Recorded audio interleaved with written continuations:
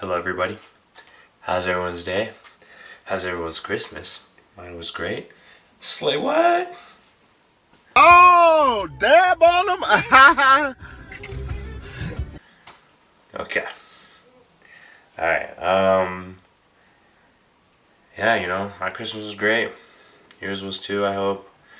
I'm gonna talk about some recent topics. These have been floating around my mind. Alright, let's just get into it, bro.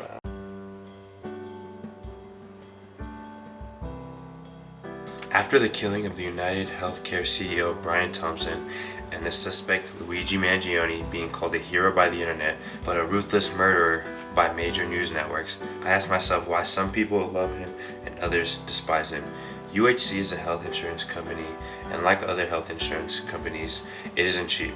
This year, the average cost for health insurance for a single person was $8,000 and $24,000 for families. This is quite a bit of money, and I would suspect that if it cost this much, you'd be getting coverage that reflects the price. But I'd be wrong.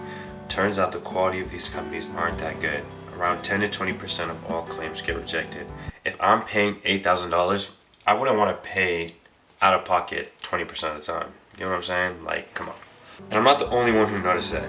Take a look and you can find dozens of citizens who loathe the health insurance business, and I'm certain that's why people are celebrating the death of Mr. Thompson.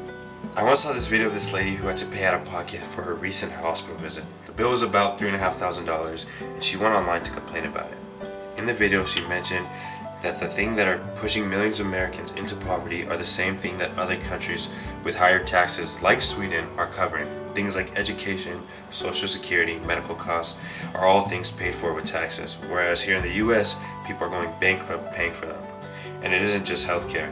The US economy has created a monopoly by getting its citizens to pay for the most basic of needs.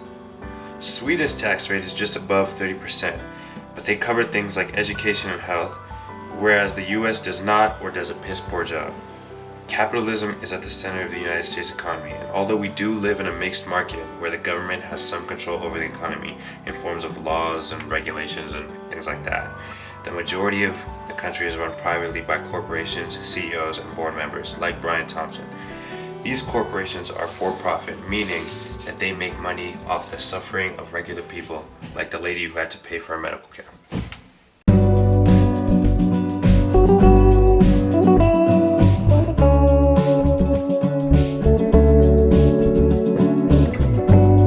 People often say that Bill Gates, once the richest man alive, made his wealth through hard work and a clear vision of his goals.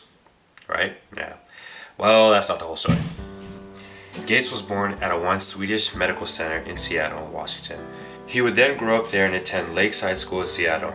Lakeside School is a private K-12 school and as of now has a tuition of about $45,000 a year.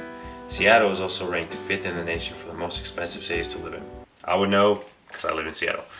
Or not Seattle, but I live in Washington.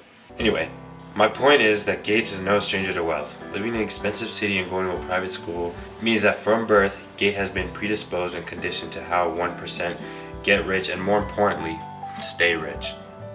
Everyone likes to talk about how he dropped out of Harvard, but people aren't so quick to see the enormous amount of environmental factors and sheer luck that got him to where he is today. Yes, he did see the value of computers before everyone else, and he did work hard forming Microsoft. But he was lucky to even have the luxury of accessing a computer. At Lakeside, they had access to higher levels of education because of the incentive that teachers got working there. And although he did drop out, he still attended Harvard, one of the top 5 universities in the world. Without that, I doubt he would have been where he is today. There are people who work 2 to 3 times as hard as Gates did and will never get to the level that he did. What Gates had that millions of others didn't have access to was opportunity. Opportunities that the average citizen doesn't have access to. Why? It's money. It's because of money. Your income and more importantly your class is what determines the type of lifestyle you are set to live, including the level of opportunities you are granted. The median income for a 3-person family house in the US in 2023 was $80,000. This is about $6,500 a month. The average monthly expenses, however, for a 3-person household as of 2023 was $6,400 a month, leaving an extra $100 a month or $1,200 a year for families to spend at their own discretion. $100 isn't nothing, but it sure as shit isn't enough to enroll your child into private school. The U.S. Department of Health and Humane Services, or the HHS, reports that the federal poverty line is about $25,000 a year. If you make less than this, the U.S. government recognizes that you are poor. And according to the census, it's reported that this year, 11.1% or 37 million people were living in poverty. However, the Supplemental Poverty Measure, which is just a better measurement of poverty, stated that the actual percentage was about 12.9. Now, a 1.8 difference may not seem like a big deal, but that equals to around 5 million people. That's an extra 5 million citizens that the government just didn't include in their report. And if we were to look at people who only made $5,000 more, we would see that 30% of Americans made $30,000 or less. This means that 17.1% or 51 million people are only $5,000 away from being federally considered poor. And that's only by the government standards. In reality, even if you make a little bit more, it's still tough to get by, even harder if you have kids. As obvious as this sounds, being poor is expensive. You don't have the luxury to save for the future or retirement when your entire monthly income goes to bills and other living expenses. Even the basics of needs are more expensive to the poor compared to the wealthy. Even if the price of goods are to stay the same, if you're poor, you would be spending a bigger percentage of your income than if you were compared to being wealthy. This essentially makes items more expensive to you compared to the wealthy. For example, let's say you wanted to buy a $5 cup of coffee, but you only had $10 in your account. You would be forfeiting 50% of your income, whereas, say, a wealthy person had $100 in their account, they would only be giving up 20% of the income.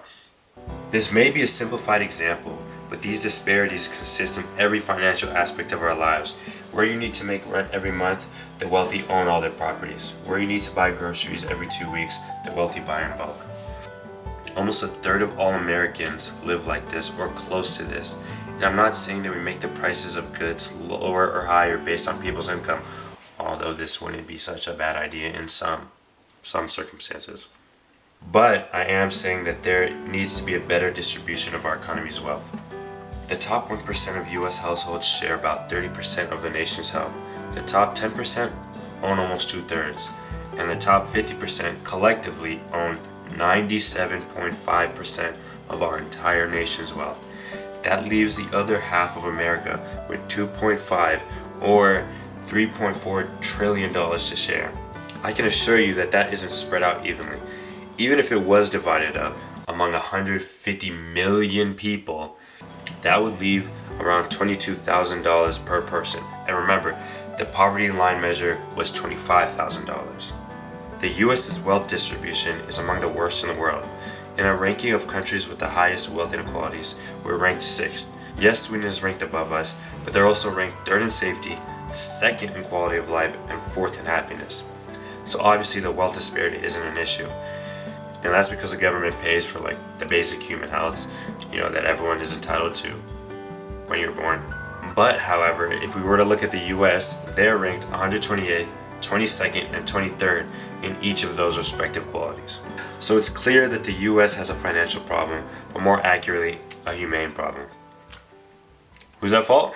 I've been asking the same question. There's probably a mile-long list of people who were involved, but the short answer is the politician and business leaders of our country. A lobbyist is defined as a person or a group of persons who take part in influencing governmental decisions. Lobbying can take many forms, from protesting to direct communication to a Congress member. It is any form of direct and intentional influence that someone attempts to use on a congressman or a policymaker. And inherently, this isn't a bad thing, as lobbying has led to some good things like the increase in minimum wage, higher standards for data privacy, or even the legalization of pot. If you care about that, I'm not saying it's out there, okay? It only becomes an issue when it turns into corporate lobbying. It's when corporate leaders try to get legal perks by incentivizing or flat out paying members of Congress to vote against or for certain policies. And a lot of state officials own shares in a lot of different businesses, so it's in their best interest to make sure those businesses are doing well. So that, combined with the payoffs they receive from certain CEOs, let me say that again, they will do anything it takes to make sure that these corporations have their way. These legal perks can take form as tax breaks for the rich, denying policies that threaten corporations, or, and I'm not even kidding, oil companies will find an oil well on environmentally protected lands and they will lobby for it to not be protected so they can use the oil.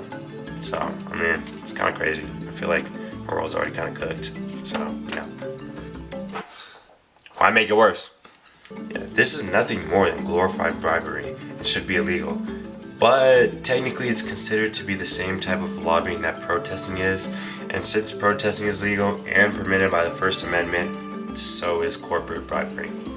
You see how this is an issue? Not only are these companies just blatantly breaking the law and getting away with it, but they also have the backing of the US government. Just look at how major news anchors covered the killing of Brian Thompson, or how US officials reacted. Yeah, I think it's a terrible thing. I think it's really terrible that some people seem to admire him, like him. And I was happy to see that it wasn't specific to this gentleman that was killed. It's just an overall sickness as opposed to a specific sickness. That was a terrible thing. It was cold-blooded, just a cold-blooded, horrible killing. And how people can like this guy is... that's a sickness, actually. That's really very bad, especially the way it was done. It was so... And the worst thing about lobbying is that the policies that are being manipulated are often ones that come at the cost of average citizens. For example, Trump's tax policy just released, and if you were to look at it, you could see that the one thing is evident. Although he promised low prices and better tax cuts, the only people receiving those tax cuts are the ones who are already wealthy. I feel like we called it. Now, he was a businessman before, he ran the United States, so there is a chance he kind of just set it up like this. But if you look at how much of corporate America was behind him, I doubt that there wasn't any benefits that they received outside of the tax cuts. Another example of corporate lobbying is how, in 2023, Big Pharma, they lobbied for the Medicare Prescription Drug Improvement and Modernization Act, or MMA. The MMA was an act that prohibited Medicare, a federal insurance for the elderly and disabled, to directly negotiate with drug companies for lower prices on medicine. Since the drug companies were in business before anything, they were allowed to charge basically whatever they wanted. And this meant that the cost of the drugs people needed would have to be slightly paid out of pocket, or you just have to go to the big, private insurance companies. Oh wait. We already know how that ended. Bang! There's no doubt that people in power care more about their self-interest than they do of the citizen. The US is a money-first economy. I'm sorry to break it to you. Majority of the government's only interest is how they can gain and keep money for as long as possible. And all this only comes at the cost of the citizens they swear to protect. Like me and you. I think it's pretty clear that the reason so many people are standing behind Luigi Mangione is because of not only what he did, but the principles behind it. I imagine that it's getting a bit old having to deal with the constant lies and tricks our nation leaders put us through. And the worst part is they keep feeding us the same narrative that if you work hard enough and climb the ladder just like they did, then we can succeed as well. But the truth is that they never had to climb the ladder. It doesn't even exist. In reality, it's more like climbing a mountain and starting from the ocean. Well, they started in an elevator that begins 10,000 feet in the air. Like, bro, what?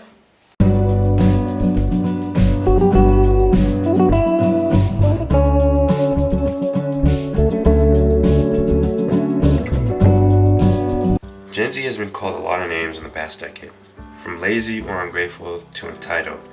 As to why, I think it's because the stereotypes behind work culture is changing as more and more of our generation enters the workforce and realizes that giving yourself up for your job, it's not really worth it anymore.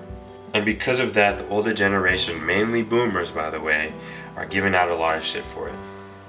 But what they fail to consider is that prior generations had the stability of knowing that if they at least had a job somewhere, they could afford not only to live, but to also start a family, save up for the future, and invest all simultaneously.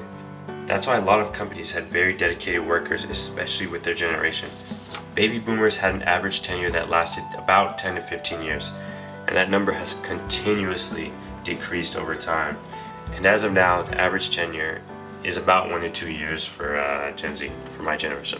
Why? It's because over time, companies realized that they could cut costs and still produce the same amount of productivity. Those cuts were made at the expense of the workers, no doubt, but it also came at the expense of general quality. Have you ever wondered why the general quality of goods and services has just kind of decreased over the years? Now, I'm saying that from an outside point of view because I grew up with the quality of goods kind of being ass. Airplane food is ass, portion sizes are decreasing, and even things like restaurant remodeling has all been due to companies cutting cost. AKA McDonald's, like we all saw it. It looks like a box now. People don't even go in. It's just good. I could go on and on, but like McDonald's just doesn't hit the same. Neither does Taco Bell or the other ones. Like it sucks. This combined with prices increasing over time, that means more money in the pockets of the CEO and board members. That's not all. They've also decreased worker wages over time as well. Well, not so much a decrease, but an inability to match worker wages to the cost of living inflation over time.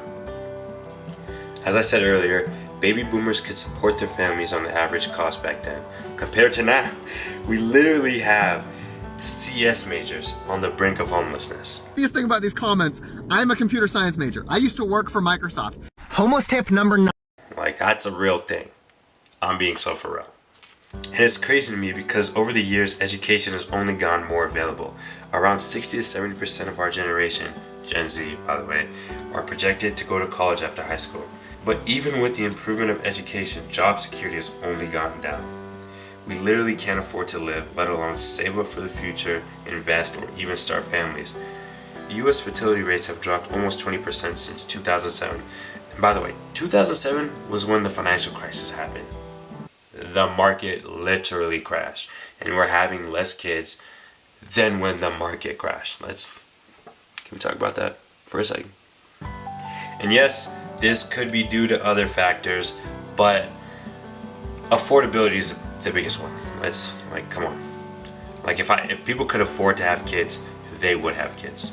I know there's environmental ones like global change or global warming, but it's money. People cannot afford to have kids, and all of that combined makes the workforce feel like it's against us, and makes some adults reject even entering it in the first place. It's unfortunate that Mr. Thompson was killed, and even more unfortunate that people are celebrating it. I mean, at the end of the day, he was human, and he did have people that loved him and are going to mourn his loss. I think the internet isn't celebrating the death of a man as to more celebrating the first real stand against a system that's continuously been against us. It's almost like how the French cheered during the beheadings of the royal family. And I can't say for certain that what Luigi did will lead to a revolution, but I can say that he has had a lasting effect on people. He showed us a third door that we didn't even know existed. I.e., a woman in Florida was recently charged with a felony for saying delay, deny, depose, you people are next, to her health insurance provider after they denied her claim.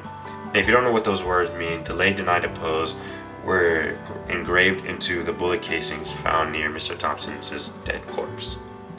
The woman's name was Brianna Boston, and she was picked up by the local police after they received a tip from the FBI. Yes, the FBI. The FBI contacted the police to arrest her, and if she's convicted, she could face up to 15 years in prison. It's obvious that the government is trying to make an example out of her, and also deter copycats and, whatnot. But the only reason they feel the need to is because I believe that for the first time in a while, I don't want to say for the first time at all, but for the first time in a while, the 1% is scared. What other reason would they have to give 15 years for a simple threat? They're scared, and they want the nation to know it, and they're going to go to any lengths to secure their interests. Look at how they handled Luigi. They gave this man the Superman treatment. We all saw Man of Steel. Why was he posted up? He was posted up in New York with so many people escorting him. That's one unarmed dude. Anyway. Now, after all that, I don't want to give off the impression that I hate the US. If I really hated it so bad, I would have just moved somewhere else. I actually love it here. I just don't like how the citizens are treated. It's almost as if we're nothing more than numbers and statistics that can be used, and it's hard to say that we are a democracy anymore. Feel more like a plutocracy. Big words. And that's basically just where the elite and wealthy run everything. That's what a plutocracy is, dumbed down. There is, however, one more ray of hope holding down the ideals of democracy. It's voting. Got you there. It's voting. Go vote. The thing that makes voting special is because the Electoral College does not care how much money you have. In its eyes, we're all equal. One person, one vote. But the rich know this. They know that if everyone voted for who and more importantly what they wanted, lobbying or not, it wouldn't matter because the common interest of the people would outweigh the interests of the rich tenfold. This is why politicians put so much effort into gaining favor with voters than actually, explaining what their plans are. I.e., Trump, maybe Kamala a little bit too, and, thousands of other politicians.